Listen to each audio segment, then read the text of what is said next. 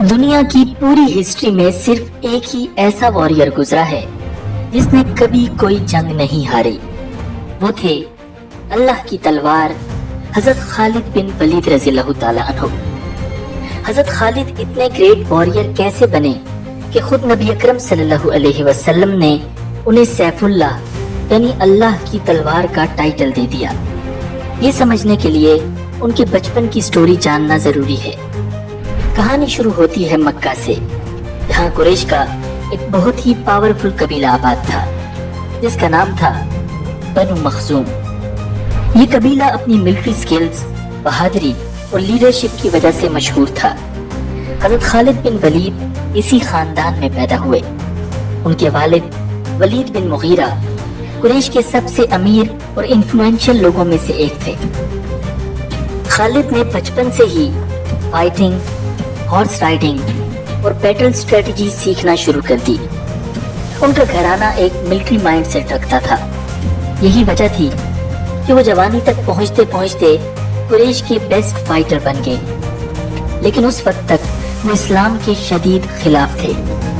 اور پھر آیا وہ دن جب حضرت خالد بن ولید نے مسلمانوں کو شدید نقصان پہنچایا. یہ جنگ احد کا دن تھا.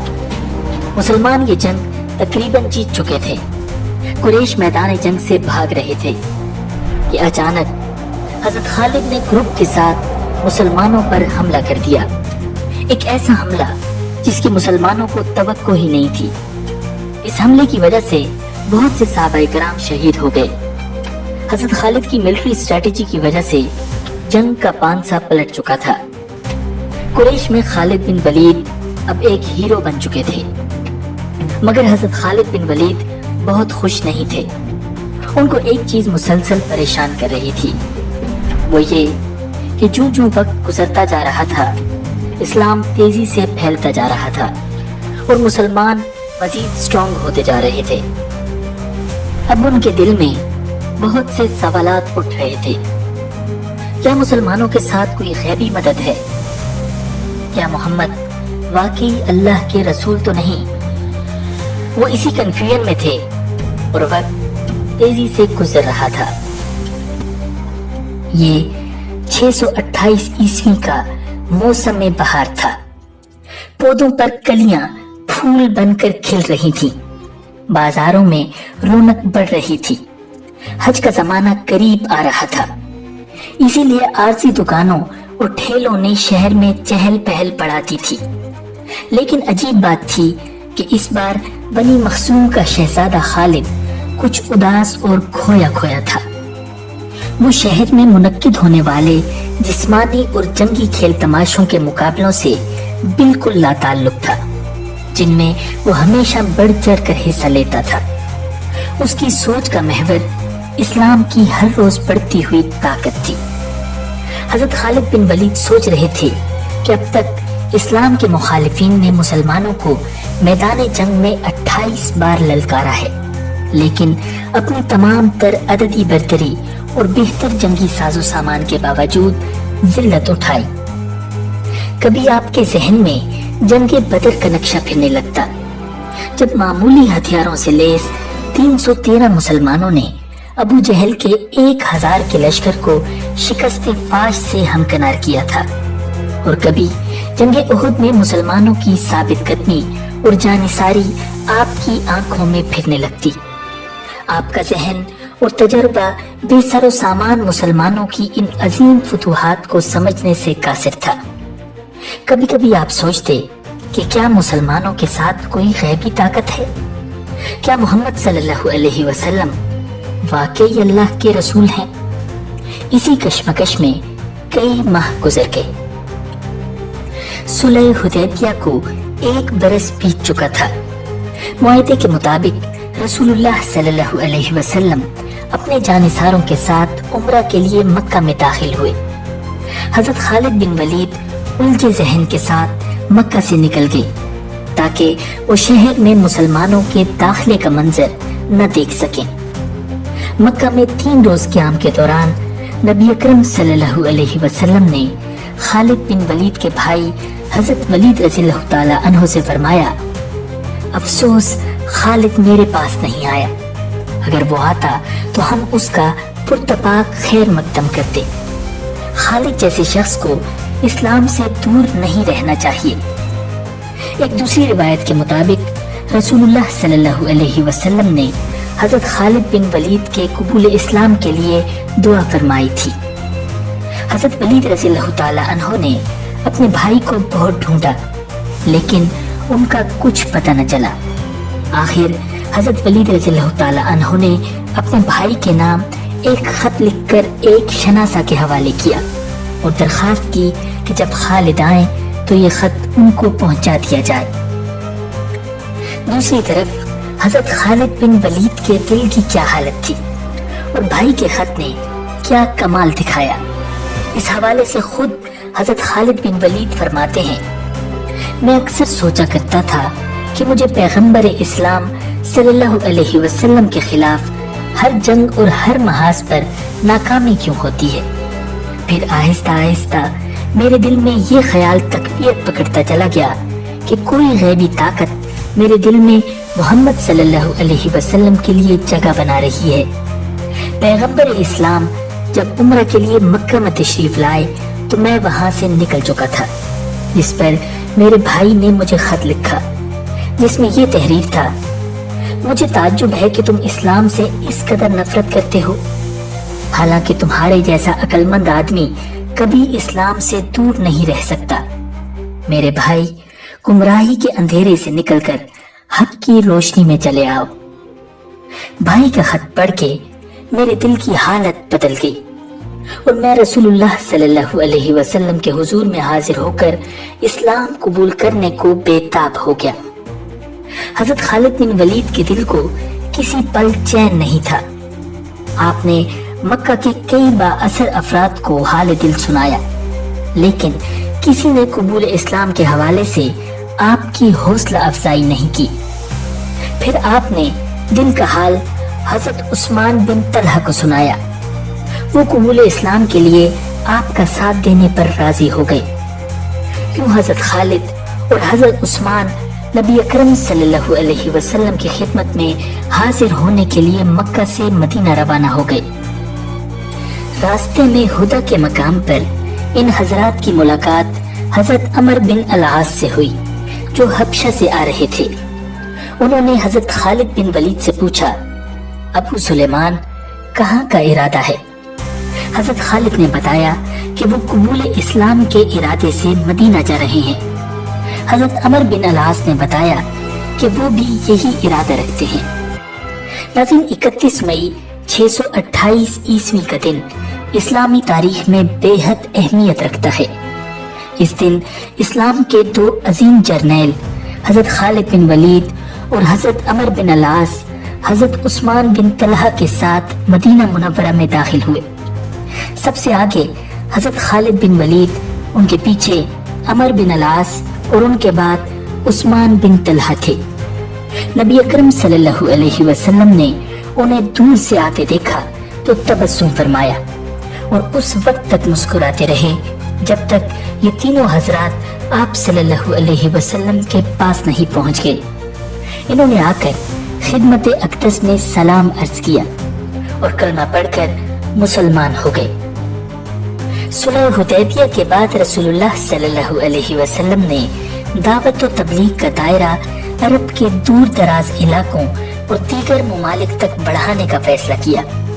چنانچہ نبی اکرم صلی اللہ علیہ وسلم نے کئی صحابہ کرام کو اسلام کے دعوت نامے دے کر غیر مسلم عرب رئیسوں اور پڑوسی بادشاہوں کی طرف روانہ فرمایا۔ اسی سلسلے میں ایک خط حضرت حارث بن عمیر ازدی رضی اللہ تعالی عنہ کے ہاتھ بصرہ کے عیسائی حاکم حارث بن شمر غسانی کو بھی بھجوایا گیا۔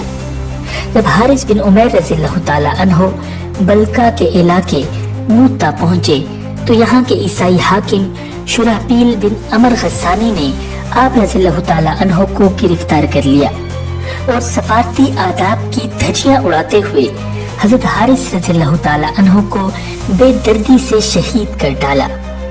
جب حضرت حارث بن عمیر رضی اللہ تعالی عنہ کی شہادت کی خبر آپ صلی اللہ علیہ وسلم کو پہنچی تو آپ بے حد دکھی ہوئے۔ آپ نے حضرت زید بن حارثہ رضی اللہ تعالیٰ عنہ کو 3000 مجاہدین کے ساتھ حضرت حارث کے خون کا حساب لینے کے لیے موتا کی طرف روانہ فرمایا۔ ناظرین، یہ 8 ہجری کا واقعہ ہے۔ لشکر روانہ فرماتے ہوئے آپ صلی اللہ علیہ وسلم نے ہدایت فرمائی کہ اگر دشمن سے لڑتے ہوئے زید شہید ہو جائیں تو لشکر اسلام حضرت جعفر بن ابی طالب رضی اللہ تعالیٰ عنہ کی زیر قیادت لڑے۔ اگر حضرت جعفر رضی اللہ تعالیٰ عنہ بھی اللہ کی راہ میں جہاد کرتے ہوئے جام شہادت نوش کر لیں تو اسلامی فوج کی قیادت حضرت عبداللہ بن رواحہ سنبھال لیں۔ اگر وہ بھی خالق حقیقی سے جا ملیں تو مسلمان جسے چاہیں سالار لشکر چن لیں۔ شراحبیل بن عمر غسانی کو جب اسلامی فوج کے روانہ ہونے کی اطلاع ملی تو اس نے زور و شور سے جنگی تیاریاں شروع کر دی، ساتھ ہی روم کے بادشاہ سے مدد طلب کر لی، جو اتفاق سے ایک بڑے لشکر کے ساتھ اسی علاقے میں موجود تھا۔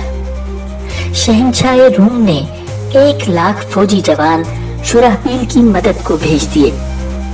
اسلامی لشکر جب موتا کے قریب پہنچا تو اسے دشمن کی اتنی بڑی تعداد اور وسیع پیمانے پر جنگی تیاریوں کا پتہ چلا۔ صورتحال کی سنگینی کو دیکھتے ہوئے بعض اصحاب نے مشورہ دیا کہ نبی اکرم صلی اللہ علیہ وسلم کو حالات سے آگاہ کر کے مدینہ سے امداد کی درخواست کی جائے۔ اس موقع پر حضرت عبداللہ بن رواحہ رضی اللہ تعالیٰ عنہ نے مسلمانوں کو مخاطب کر کے کہا، اے لوگو، ہمیں دشمن کی تعداد کی کیا پرواہ، ہماری تو دلی خواہش ہے کہ اللہ کے دین کی خاطر اپنی جانیں قربان کر دیں اور شہادت کا درجہ پائیں۔ ہمارا بھروسہ تو صرف اللہ پر ہے۔ اٹھو، اللہ کا نام لو اور 2 کامیابیوں، فتح یا شہادت میں سے ایک حاصل کر لو۔ حضرت عبداللہ رضی اللہ تعالیٰ عنہ کی تقریر سن کر مجاہدین دشمن پر ٹوٹ پڑے۔ آسمان حیران تھا اور دنیا کی عسکری تاریخ پریشان تھی۔ ایک طرف 3000 مسلمان تھے اور دوسری طرف بہترین جنگی ساز و سامان سے لیس 1,25,000 سے اوپر رومی اور عرب عیسائی فوجیوں کا جمع غفیر تھا۔ مجاہدین کافروں کے لشکر پر اس شدت اور بہادری سے جھپٹے کہ دشمن کی صفیں الٹ کر رکھ دی۔ سالار لشکر حضرت زید بن حارثہ دشمنوں کو ختم کرتے ہوئے ان کی صفوں میں دور تک چلے گئے۔ آخر بے شمار کافر سپاہیوں نے انہیں گھیر لیا، لیکن اللہ کے اس سپاہی نے جام شہادت نوش کرنے سے پہلے دشمن کی لاشوں کے ڈھیر لگا دیے۔ ان کی شہادت کے بعد اسلامی فوج کی قیادت حضرت جعفر بن ابی طالب رضی اللہ تعالیٰ عنہ نے سنبھال لی۔ آپ نے ایک ہی حملے میں سینکڑوں دشمنوں کو ہلاک کر دیا، مگر مشکل یہ تھی کہ کفار کی تعداد بہت زیادہ تھی۔ ان کا ایک سپاہی مرتا تو اس کی جگہ 10 تازہ دم سپاہی مقابلے پر آ جاتے تھے۔ حضرت جعفر رضی اللہ تعالیٰ عنہ جرأت و بہادری کی نئی تاریخ رقم کر رہے تھے۔ ایک دشمن نے اچانک حملہ کر کے آپ کا دایاں بازو شہید کر دیا۔ آپ نے تلوار بائیں ہاتھ میں سنبھال لی اور اسی جوش جذبے کے ساتھ لڑتے رہے۔ حضرت جعفر رضی اللہ تعالیٰ عنہ کو ایک بازو سے لڑتے دیکھ کر دشمنوں کی ہمت بڑھی۔ انہوں نے آپ کو گھیرے میں لے کر آپ کا دوسرا بازو بھی شہید کر دیا۔ پھر اس مرد مجاہد پر بیک وقت کئی وار ہوئے اور آپ رضی اللہ تعالیٰ عنہ کی آرزو شہادت بھی پوری ہو گئی۔ حضرت جعفر رضی اللہ تعالیٰ عنہ کی شہادت کے بعد حضرت عبداللہ بن رواحہ رضی اللہ تعالیٰ عنہ نے اسلامی لشکر کی کمان سنبھال لی۔ آپ نے قیادت سنبھالتے ہی دشمن پر ایسے غضبناک وار کیے کہ جو سامنے آیا جان سے ہاتھ دھو بیٹھا۔ دشمن آپ کا غیظ و غضب دیکھ کر دور ہی سے تیروں، نیزوں اور برچیوں سے وار کرنے لگا۔ اسی دوران ایک کافر کی پھینکی ہوئی برچی آپ رضی اللہ تعالیٰ عنہ کے سینے میں لگی اور یوں اسلامی لشکر کا تیسرا سپہ سالار بھی رتبہ شہادت پر فائز ہو گیا۔ اب اللہ کے سپاہیوں نے بنی مخزوم کے نامی گرامی بہادر اور فنون حرب و ضرب کے ماہر हजरत खालिद बिन वलीद रज़ियल्लाहु ताला अन्हु को अमीर लश्कर चुन लिया। अपनी आंखों के सामने रसूलुल्लाह सल्लल्लाहु अलैहि वसल्लम के मुंतखब करदा 3 सिपहसालारों की शहादत ने आपको इस कदर मुश्तइल कर दिया था कि आप दुश्मन की तादाद को खातिर में न लाते हुए हर किस्म की एहतियात बालाए ताक रखते हुए दुश्मन पर टूट पड़े। दुश्मन जाए पनाह ढूंढने लगा, जो सामने आया जान से गया। आपकी गैज़ो गज़ब, जोर बाजू और हमले की शिद्दत का अंदाजा इस बात से लगाया जा सकता है कि आपने उस रोज लड़ते लड़ते दुश्मन पर 9 तलवारें तोड़ दी। 10वीं तलवार ने उस रोज लड़ाई के इख्तिताम तक आपका साथ निभाया। अगले रोज हजरत खालिद बिन वलीद रज़ियल्लाहु ताला अन्हु ने एक हैरत अंगेज जंगी चाल चली। एक रोज कबल जो मुजाहिदीन अगली सफों में लड़ रहे थे उन्हें पीछे ले गए और दोनों तरफ लड़ने वाले सिपाहियों को भी आपस में बदल दिया। उससे एक फायदा तो ये हुआ कि सामने के ताजा दम मुजाहिदीन ने दुश्मन पर बड़ा ही जोरदार हमला किया। दूसरा, नए चेहरे और उनका जोश और गलबला देखकर दुश्मन समझा कि मुसलमानों को ताजा दम फौजी दस्तों की कुमक पहुंच रही है। हजरत खालिद बिन वलीद रज़ियल्लाहु ताला अन्हु ने इस दौरान मुसलमानों की कुछ टोलियों को लश्कर से दूर भेज दिया, जो सुबह के वक्त बहुत बुलंद आवाज से तकबीर के नारे लगाती हुई लश्कर में शामिल हुई। उससे रूमियों को ये महसूस हुआ कि मुसलमानों को कुमक मिल रही है, जिससे उनका रहा सहा हौसला भी जाता रहा और वो घबरा कर पसपा हो गए। नाज़रीन, इधर मोत्ता के मकाम पर तारीख आलम की हैरत अंगेज जंग जारी थी। उधर मदीना मुनव्वरा में रसूलुल्लाह सल्लल्लाहु अलैहि वसल्लम चंद सहाबाए कराम के साथ मस्जिद नबवी में तशरीफ फरमा थे।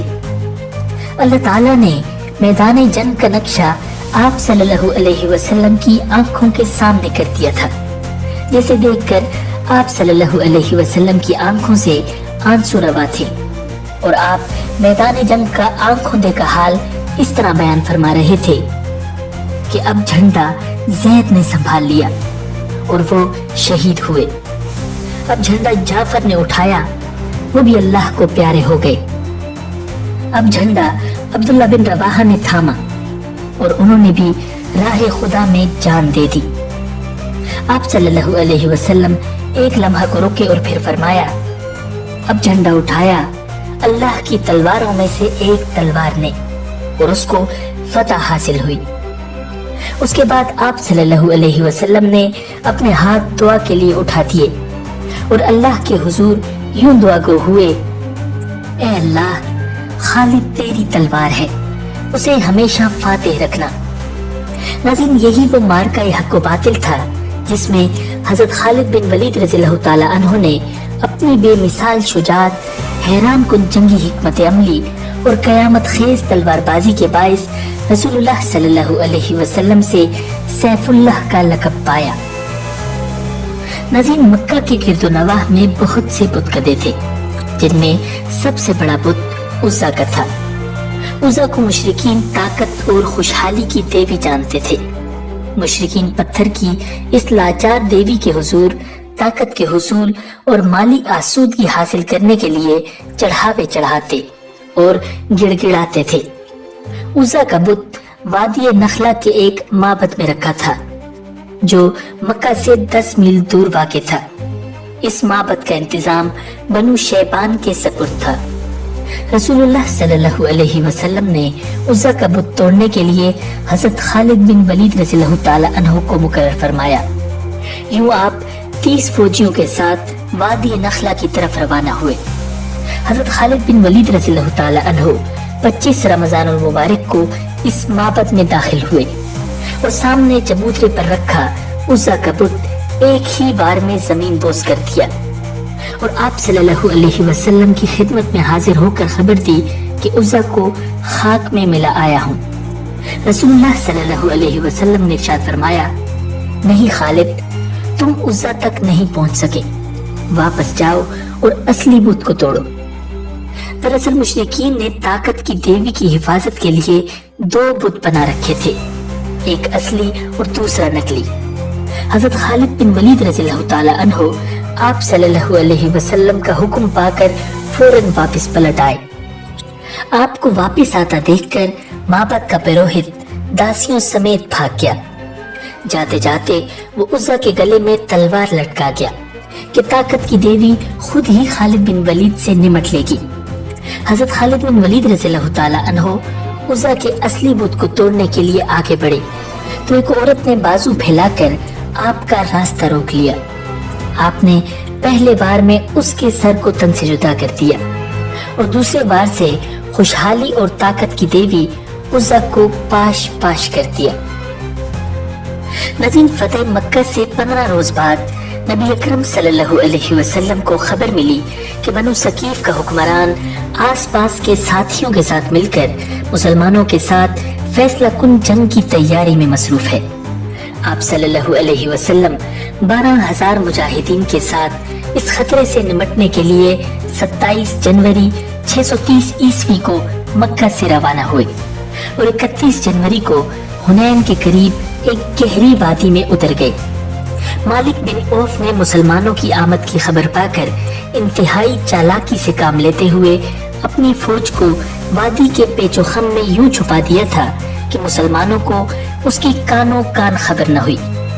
1 फरवरी 630 ईस्वी को इस्लामी फौज का हरावल दस्ता, जिसकी क़ियादत हजरत खालिद बिन वलीद रज़ियल्लाहु ताला अन्हु कर रहे थे, घात में छुपे दुश्मन से बेखबर वादी हुनैन के तंग दरे में दाखिल हुआ। ताक में बैठे दुश्मन ने उस पर तीरों की बारिश कर दी।